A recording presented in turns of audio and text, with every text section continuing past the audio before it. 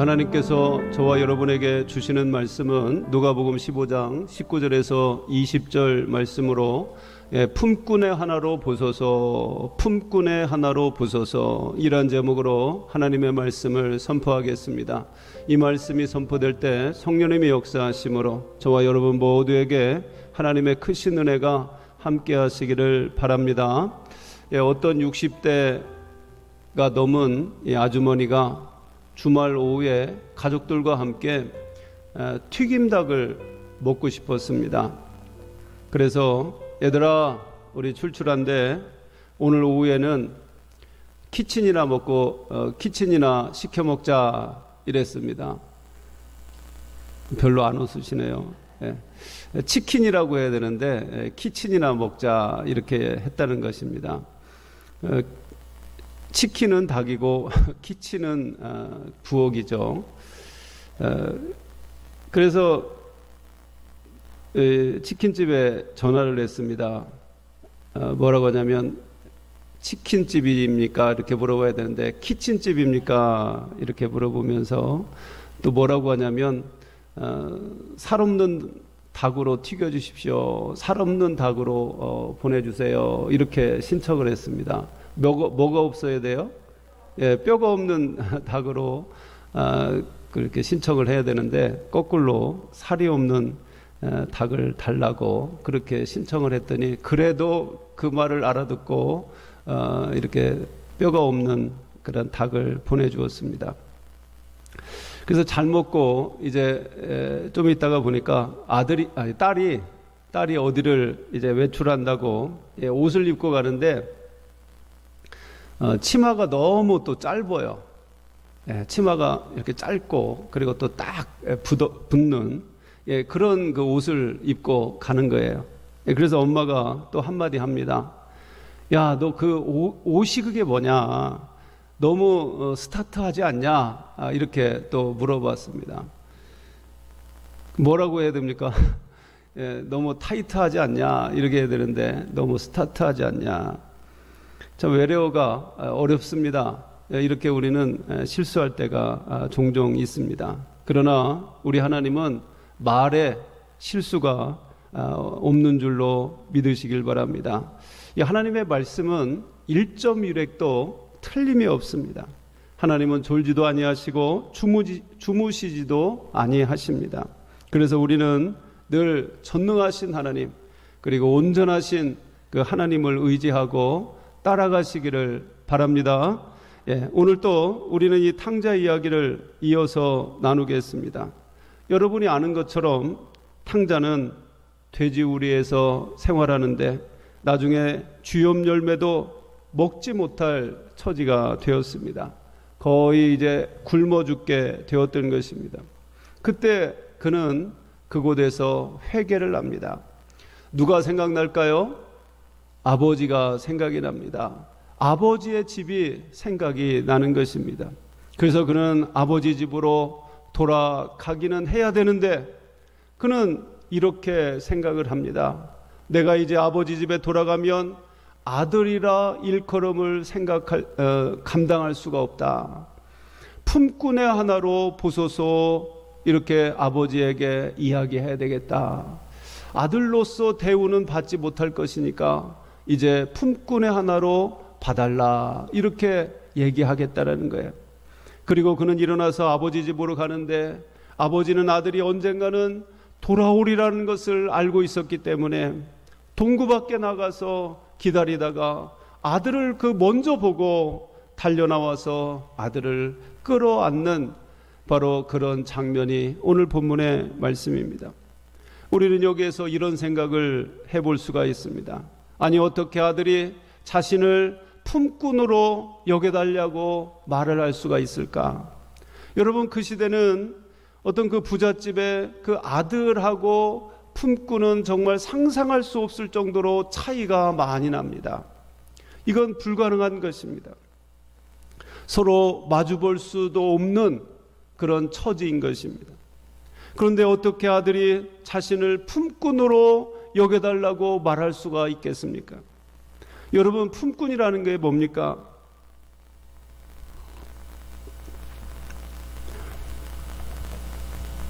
종보다도 못한 사람이 바로 품꾼인 것입니다. 예전에 재산이 많고 집이 부유한 사람들은 집에 일하는 그러한 종들이 있었습니다. 여러분들도 다 종들이 있었죠? 그 어릴 때 뭐 데려다가 아니면 노예를 돈으로 사다가 이 종으로 삼았던 것입니다. 그래도 그 종들은 요즘으로 말하면 정규직입니다.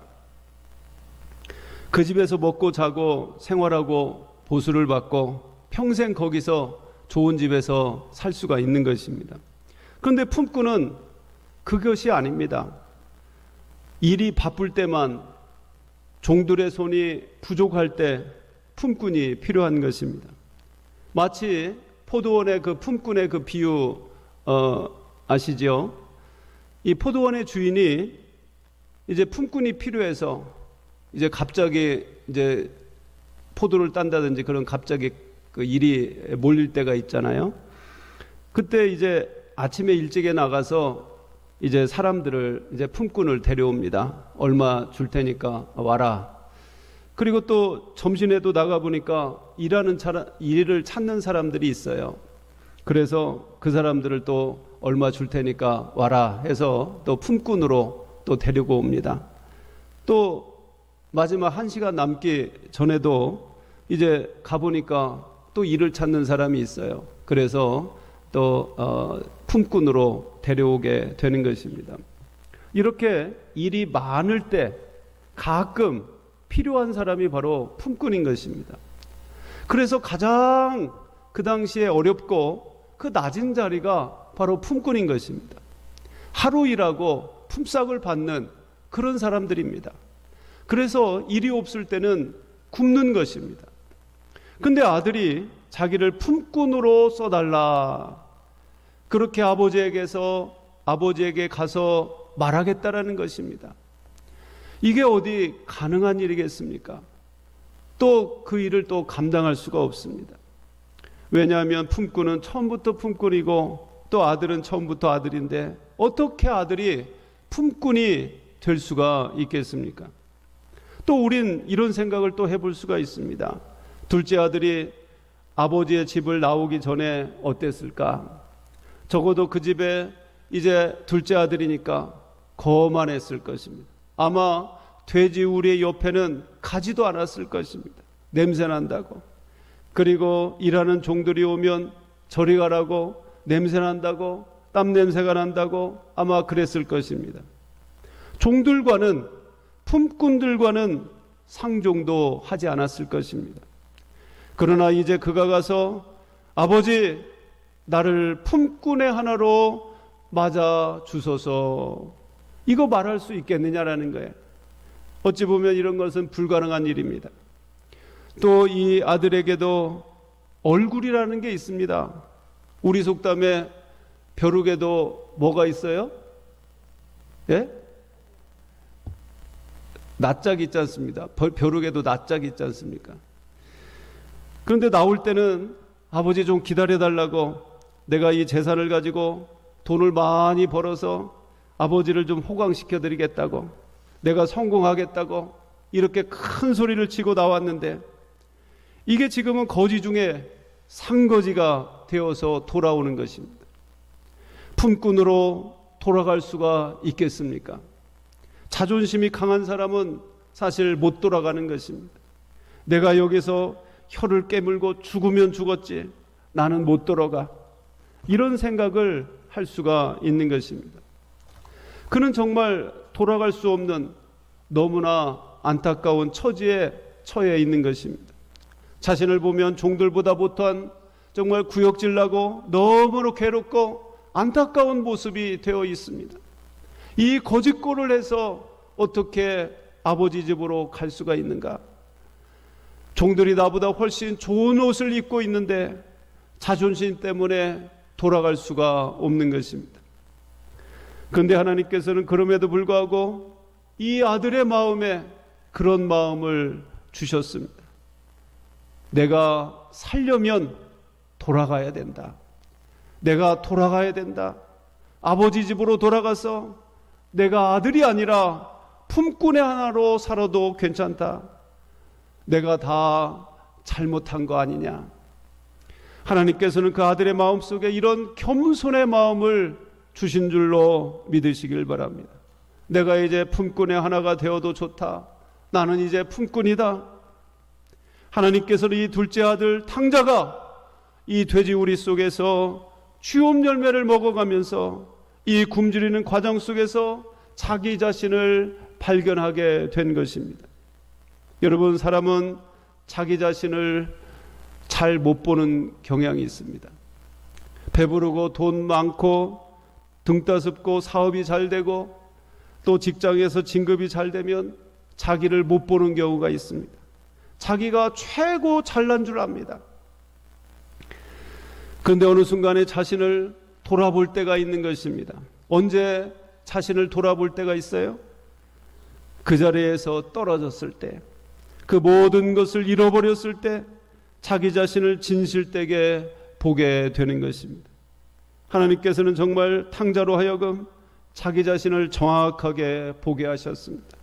여러분, 자기가 자기를 정확하게 보지 못하면 하나님께로 돌아갈 수가 없는 것입니다. 우리는 내가 어떤 죄인인지 그것을 깨달아야 하는 것입니다.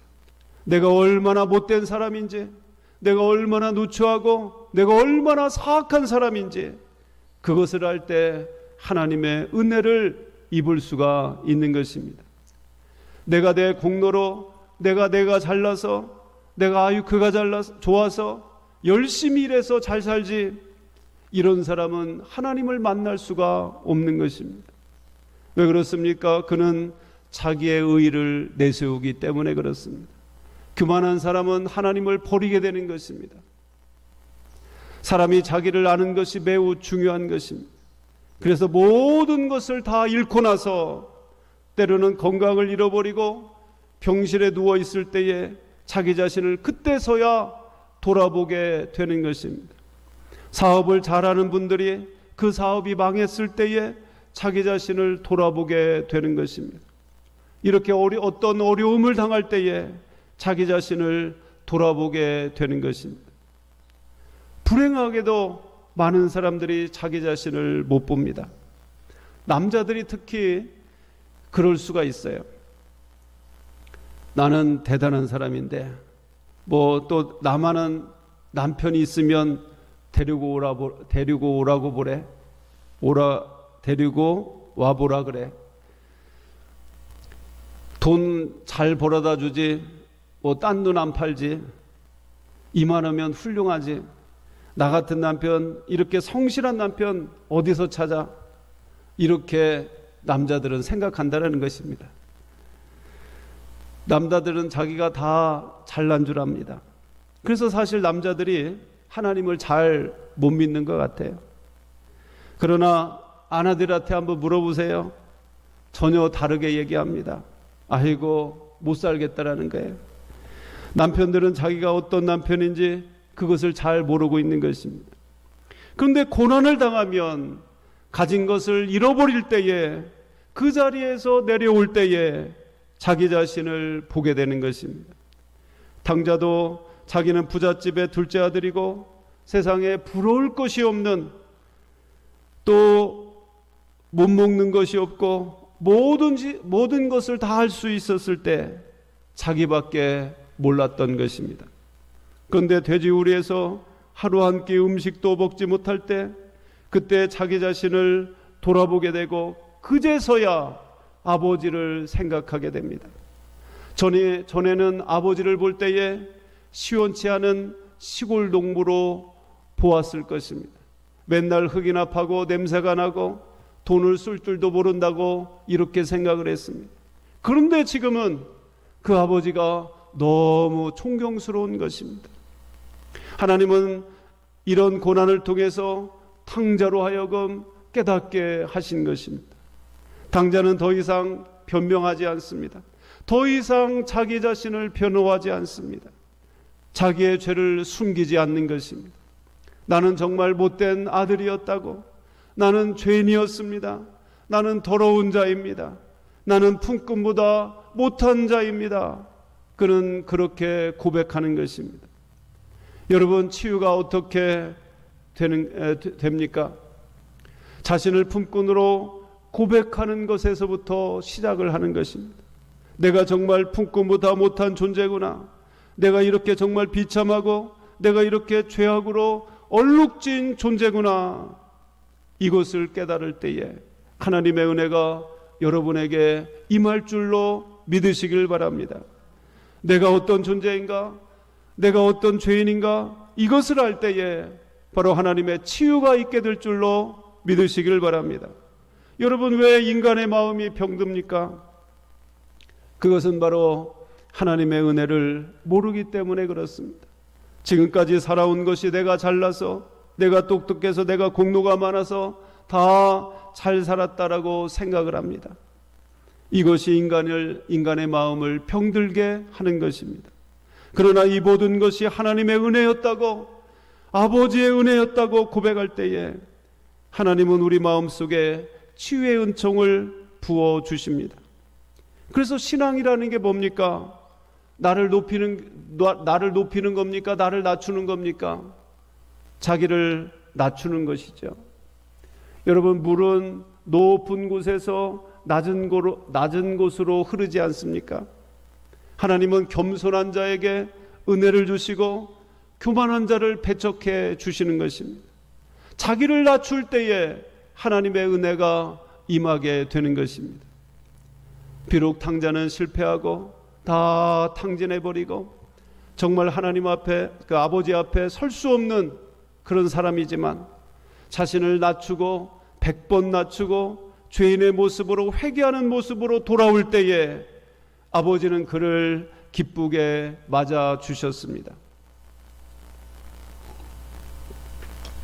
그렇습니다. 우리가 하나님 앞에 돌아올 때에, 그리고 자신이 어떤 존재를 알고 돌아올 때에, 내가 품꾼보다 못한 존재임을 고백하고 돌아올 때에 하나님의 은혜가 임할 줄로 믿으시기를 바랍니다.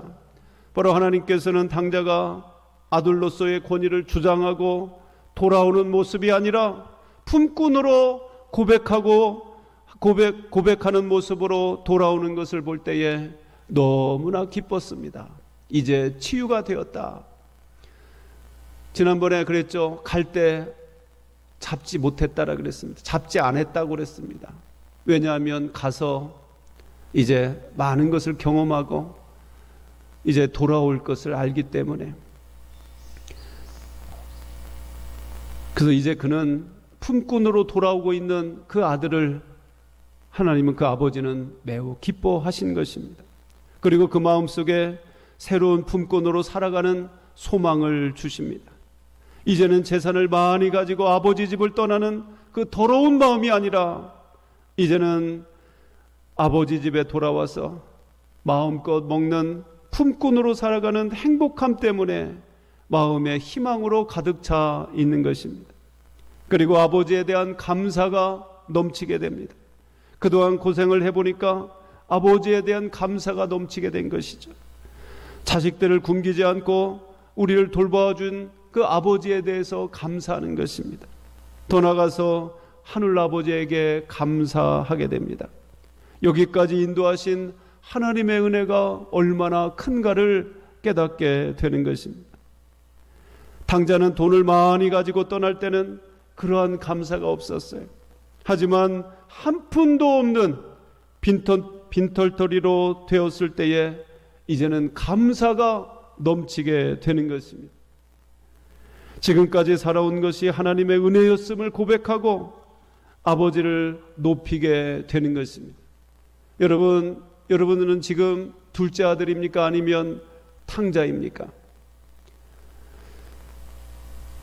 아버지는 아들이 떠난 뒤에 잠을 편히 이룰 수가 없습니다. 아들이 이제 올까 저제 올까 기다리고 계십니다. 그는 밖에서 아들을 기다리다가 저 멀리서 오는 그 누추한 아들을 발견합니다. 아들은 아버지를 알아보지 못했지만 아버지는 아들을 한눈에 알아보고 한달음에 달려가서 오늘 성경에 보니까 입을 맞추고 부둥켜 안고 즐거워합니다. 여러분, 아들의 몸에서 얼마나 냄새가 나겠습니까? 탕자는 돼지우리에서 있었으니까 그보다도 더 심했을 것입니다. 그런데 그 아들을 껴안고 볼을 비벼대는 것입니다. 맞습니다. 우리가 어떤 모습으로 하늘아버지는 우리가 어떤 모습으로 오든지 우리 하늘아버지는 반갑게 맞아주시고 사랑으로 용서해 주실 줄로 믿으시기를 바랍니다. 중요한 것은 우리가 돌아가는 것입니다. 그리고 자신을 품꾼으로 고백하는 것이 신앙의 출발이고 하나님과 만남의 시작인 것입니다. 하나님을 만나려면 자신을 아들이 아니라 자신을 가장 낮은 존재로 고백할 수 있을 때에 하나님을 만날 수가 있는 것입니다. 여러분, 우리가 은혜를 받으려면 자신을 품꾼으로 고백하시기를 바랍니다. 자신을 무익한 존재라는 것을 인정하시기를 바랍니다. 여러분이 낮아지는 순간 가정이 살아나는 것입니다. 여러분이 낮아지는 순간 교회가 살아나는 것입니다. 저는 목사 품꾼이 되어야 하는 것입니다. 장로님은 장로 품꾼이 되어야 합니다. 권사님은 권사 품꾼이 되시기를 바랍니다. 집사 품꾼이 되시기를 바랍니다. 우리는 다 품꾼이 되어야 하는 것입니다. 우리 옆에 있는 분들하고 한번 인사하시기 바랍니다. 이제부터 품꾼이 되겠습니다. 예, 옆에 있는 보고 예, 품꾼이 되겠습니다. 내가 품꾼이 될 때 거기에 평화가 있습니다.